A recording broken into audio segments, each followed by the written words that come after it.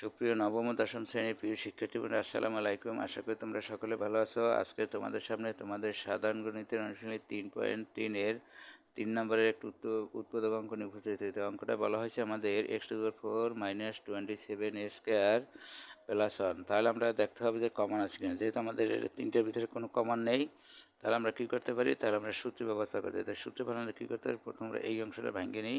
তাই এই অংশটা ভাঙলে আছে x², আর আমরা শেষের অংশটা ভাঙিয়ে নিই। তাই অনেক স্কোয়ার দেওয়া যায়, কিউব দেওয়া যায়। যেহেতু আমাদের স্কোয়ার আছে জায়গায়, তাই অনেক স্কোয়ার দেবো। তাই এটা যদি এ ধরি স্কোয়ার, যেহেতু সূত্রে আছে মাইনাস, রাখতে মাইনাস, সূত্রের 2 এ ধরছি আমরা স্কোয়ারের, বি ধরছি আমরা অনের। তার মানে এটা গুণ করলে আসে 2a²। তাই যেহেতু 2a² আসে আর এই জায়গায় আছে আমাদের 27, তার মানে আমরা এইটার সাথে মিল করতে হবে। তাই মিল করতে আর কত লাগে, 25 লাগে।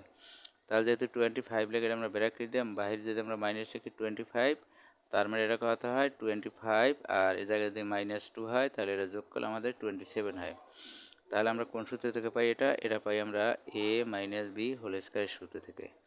আর এটা আমাদের কি করতে হবে, এটা যদি ভাঙি আমরা আসে 2² 25। তার মানে আমাদের উৎপাদকের যে সূত্র আছে আমাদের সূত্রে ফালাইতে হবে। যে কোনো সূত্র থেকে আমাদের উৎপাদকের সূত্র নিয়ে আসতে হবে। তাহলে আমি জায়গায় a - b² সূত্র ফালানোর পরে a² - b² সূত্রে আমি ফালাইতে পারলাম।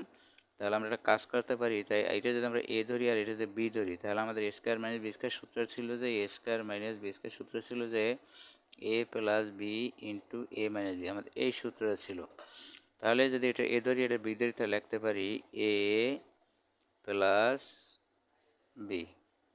তারপর আমরা লিখতে পারি a, এটা হচ্ছে - b হয়ে গেল। এখন যদি আমরা একটু সাজাই লিখি, এলোমেলো আছে যেহেতু, তাই স্কোয়ারটা প্রথম লিখি, তারপর আমরা +5 লিখি, আর -1। আর এই অংশটা যদি আপনি সাজাই কি আসে, a² - 5a - 1।